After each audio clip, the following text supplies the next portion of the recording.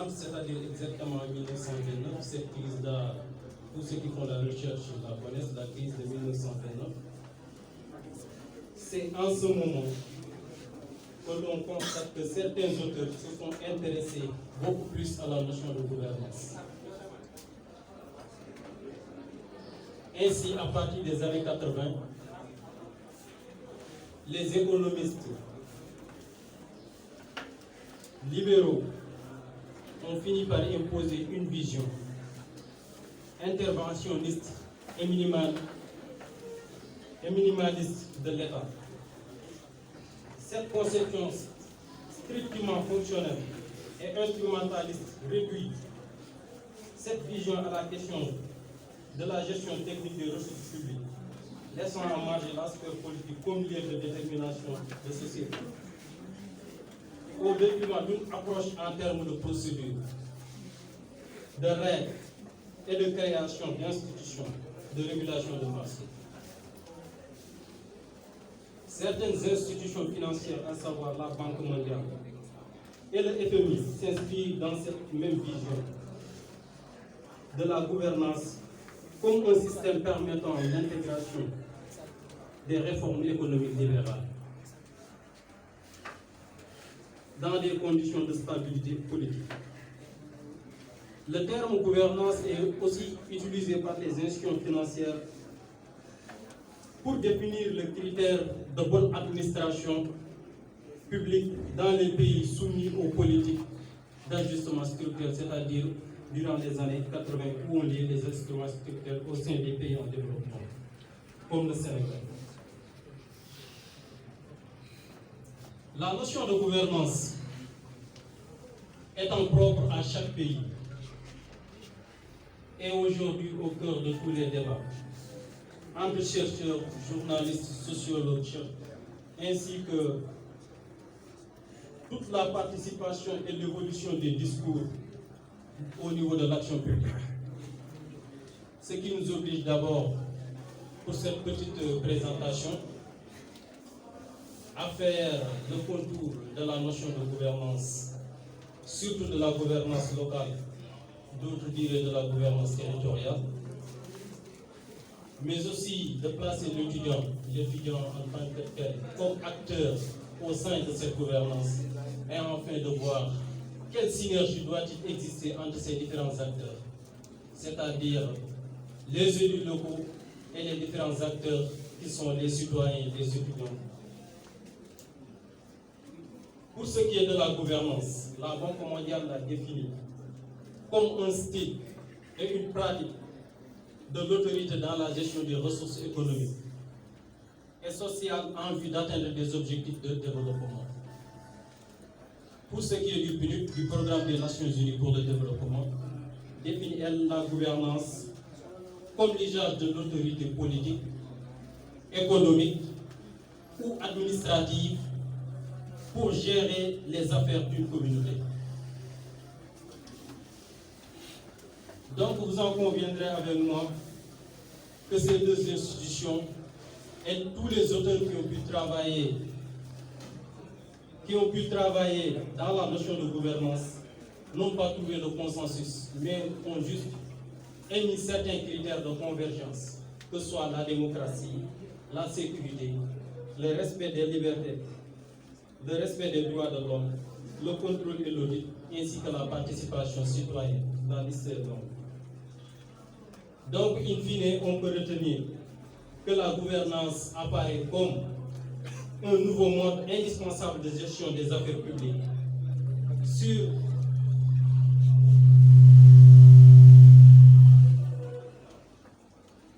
Donc, in fine, on peut donc retenir que la gouvernance apparaît comme un nouveau mode indispensable de gestion des affaires publiques qui est axé sur l'interaction et la participation de plusieurs intervenants.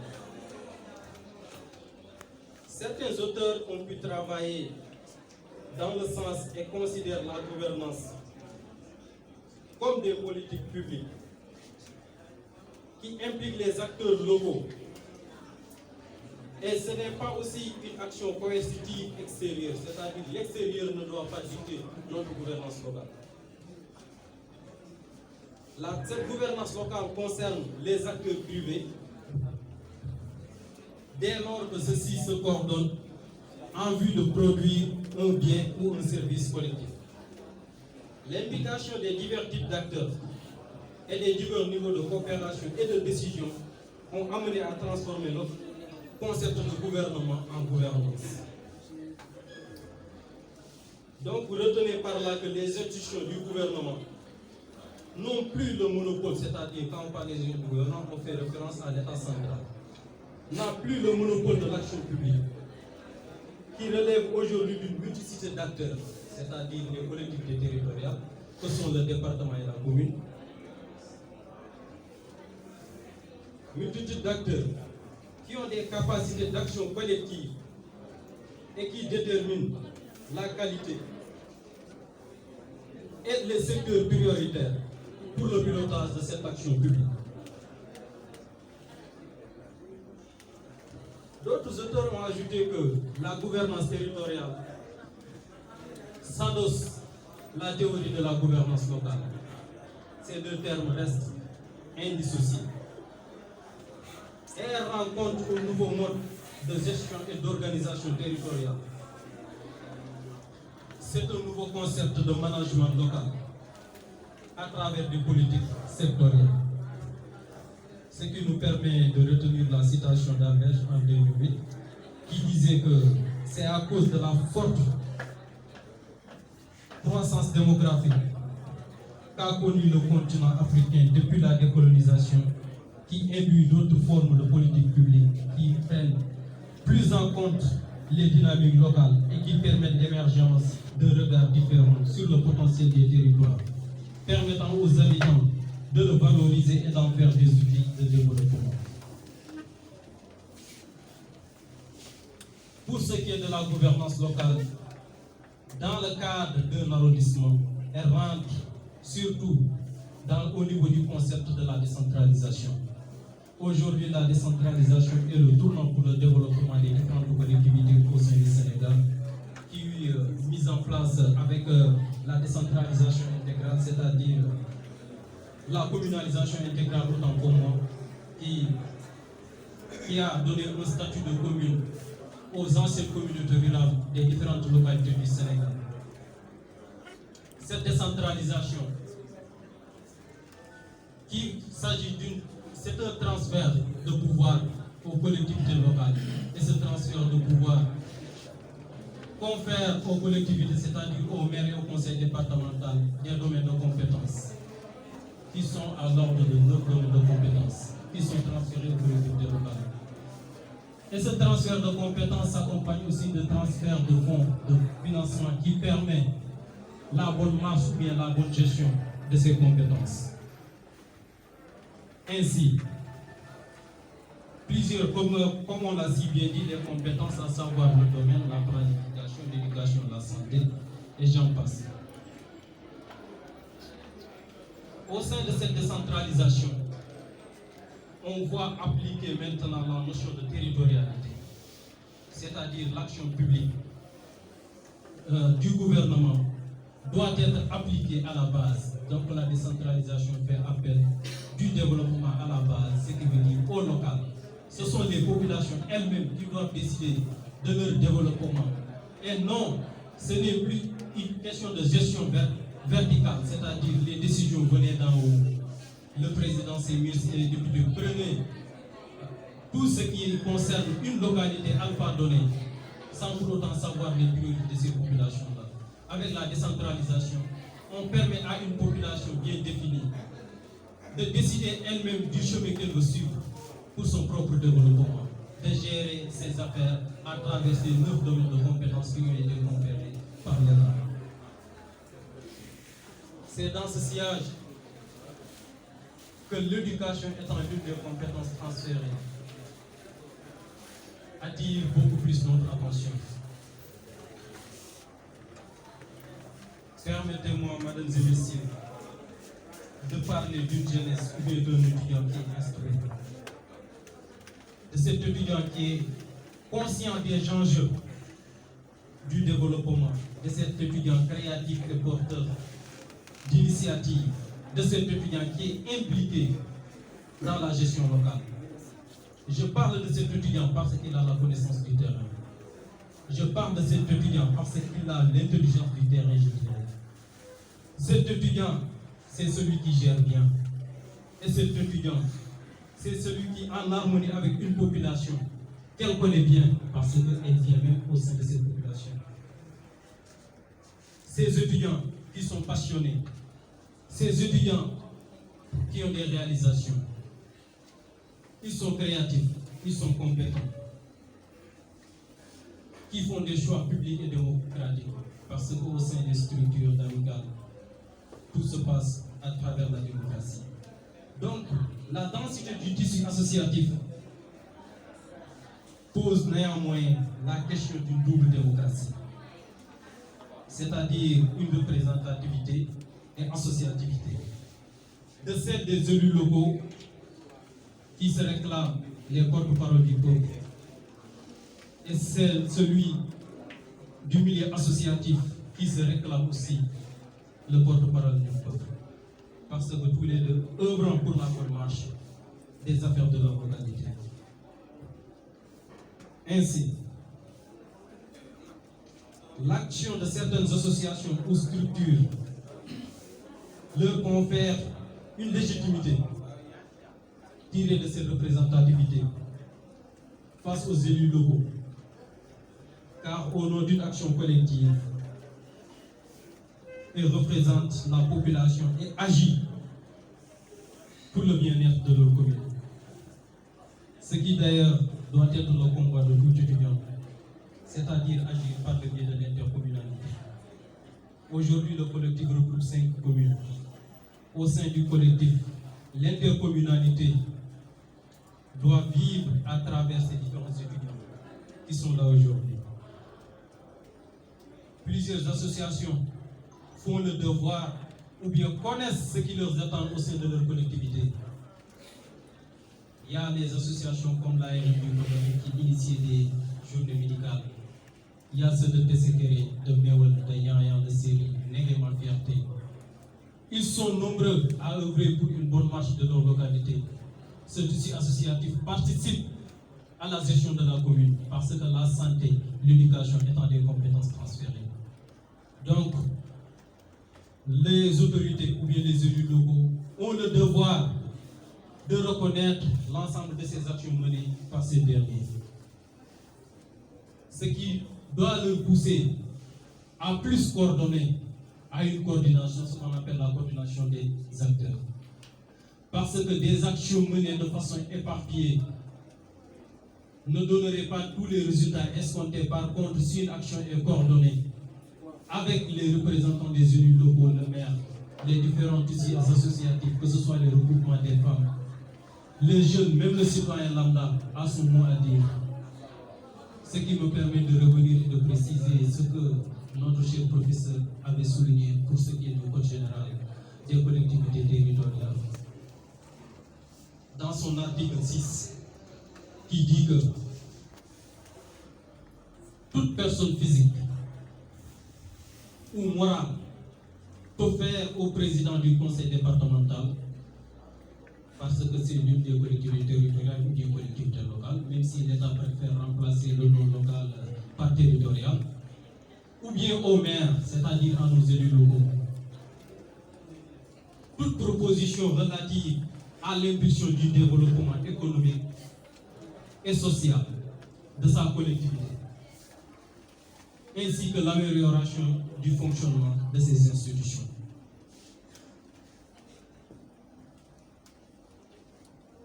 Donc l'animation d'un territoire est une philosophie de développement qui est fondée et mise en synergie par des acteurs. Elle consiste à mettre en relation les différentes parties prenantes, de renforcer le dialogue, d'être complémentaires dans le but de promouvoir, dans le cadre de la décentralisation, ce qu'on appelle un développement local, inclusif et harmonieux. Les acteurs qui sont concernés, c'est-à-dire les élus locaux, les citoyens, les différents regroupements qui existent, les associations, les étudiants, doivent mutualiser leurs actions. Cette gouvernance locale dont il est question doit assurer la cohérence et la transversalité en créant des liens verticaux et horizontaux entre les différents acteurs locaux. Honorable invité, Auguste Assemblée, aujourd'hui la coordination des acteurs dans une collectivité locale est plus que nécessaire. Sur ce, j'aimerais donner juste un exemple bien patent et palpable d'un ingénieur en informatique qui organise des journées d'excellence en collaboration avec sa mairie, parce que lors de toutes ces éditions, le maire, je veux dire M. Aliodia, est toujours à ses côtés dans ces actions où il prime les meilleurs élèves. Je veux citer M. Daouda Diop de Djolof. Voilà un type de coordination entre acteurs. Le maire de Mbeleke, sachant que l'éducation est une compétence transférée, il est là pour tendre la main à son jeune frère ingénieur et de l'accompagner dans toutes ses actions. Voilà le rôle des différents élus locaux. C'est de reconnaître la légalité et la légitimité de ces associations qui sont là. Parce que tout le travail que ces associations font, ça rentre dans le bilan de leurs activités. Ça rentre dans le bilan. Donc dire que ce sont des étudiants, je ne vais pas les écouter, c'est ignorer le poids et l'apport qu'ils ont eu dans ta gestion. Parce que chaque maire doit avoir l'intelligence de consulter ces associations pour un projet de développement. Parce que chaque localité connaît mieux ses priorités. Chaque maire ou bien chaque élu local doit consulter un citoyen lambda pour la bonne marche des affaires de la localité. Ce qui revient à dire que ce que M. Nian avait souligné tout à l'heure, presque lui-même pouvait faire la conférence. Nous, en tant qu'étudiants, on a l'obligation de demander les procès-verbaux de toutes les assemblées au sein de nos mairies. Le Code général nous donne la possibilité d'assister aux différentes rencontres au sein de nos mairies. Ça, c'est un devoir. De lire les procès-verbaux. Si on veut la version papier du procès-verbal, on doit faire de notre poche. Pour l'acquérir, la mairie ne peut nous refuser ce privilège. Parce que c'est la décentralisation qui nous le permet. C'est la décentralisation qui nous permet d'avoir un droit de regard dans la gestion des affaires de conservation. Donc, en tant que jeune, tout jeune doit être impliqué dans la bonne marche des affaires de sa localité. Ce qui rejoint à une vieille doléance qu'aujourd'hui, tout étudiant doit porter, qui est la revitalisation des vallées fossiles, que mon frère et grand Ousmane Diop avait déjà souligné. Il est primordial pour la terre et pour tout le Djolof. Les vallées fossiles doivent être revitalisées, mais aussi les infrastructures qui l'accompagnent doivent suivre. Parce qu'aujourd'hui, M. le maire Goriba l'avait souligné, on assiste à des phénomènes de changement climatique, les pluies se font rares. L'agriculture n'est plus comme elle était hier. Donc aujourd'hui, avec les vallées fossiles, je ne vous parlerai même pas du commerce qui trouverait un envol majeur, mais les autres activités telles que la pêche, telles que l'agriculture, ainsi que les autres activités connexes, c'est-à-dire le maraîchage, vont suivre. Et ça, c'est le développement.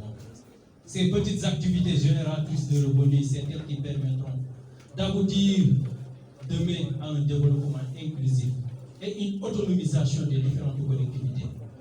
Certes, les ressources financières sont dérisoires ou bien ne sont pas aussi conséquentes parce que la décentralisation au Sénégal n'est pas tout à fait terminée. Il y a beaucoup à faire, mais nous avons le devoir et l'obligation de soutenir nos autorités. Nous devons interpeller nos différentes autorités sur la question qui nous concerne. Un maire, ce n'est ni un ministre, ni un élu local, ni, ni un député. La décentralisation, c'est le fait de rapprocher le gouvernant du gouverné. Donc un maire inaccessible n'est pas un maire. Un maire qui n'écoute pas sa population n'est pas un maire. Un maire qui ne mélange pas ou bien qui n'associe pas les différentes composantes de sa commune à la gestion de cette commune n'est pas un maire. Ce qui nous pousse à donner juste quelques recommandations, à savoir une sensibilisation des différents acteurs, c'est-à-dire les élus locaux, les associations, la société civile, qui interviennent dans le domaine de nos collectivités locales. Il faut une sensibilisation du rôle qui les attend. Qu'ils ont le devoir et le droit de s'acquérir de tout ce qui est la gestion de leur commune. Pas dire que je ne suis pas un élu local. La gestion de la commune revient à l'équipe municipale. Non. Personne ne fera notre développement à notre place. C'est à nous de porter ce combat. Il faut un engagement citoyen dans la gestion locale. Il est impératif. Il faut un engagement citoyen. Il faut aussi une reconnaissance des différentes associations qui existent. Parce que ce sont des pierres de lance qui sont là pour apporter un surplus à la gestion. Pas mal d'associations font des soins médicaux gratuits, des journées médicales gratuites, font des dons de tickets. Et pourtant, ces étudiants, ils ont d'énormes difficultés dans les universités. Malgré tout, ils sont là pour apporter un surplus au sein de leur localité. Donc, chers élus locaux, donnez plus de considération à ces étudiants-là. Ne prenez pas tous les mots qu'ils vous jettent à travers les réseaux sociaux pour dire qu'ils sont contre moi. Non. Certes, ils ne sont pas avec votre politique, mais acceptez cette diversité d'idées et d'opinions. Et de faire ces étudiants des idées qu'ils émettent, parce qu'un étudiant dans une localité dira « Mon maire n'a pas fait ceci pour ma commune, mon maire n'a pas fait cela pour ma commune ». Le maire doit prendre ses revendications, savoir que telle population a besoin de ceci ou de cela pour faire de cela son combat. Mais pas dire que c'est un étudiant, je ne l'écouterai pas, ou bien c'est un citoyen lambda. Ce dont j'ai besoin, je l'ai déjà parce que je suis maire. Mais aussi, il faut établir des partenariats entre les différentes associations des différentes communes.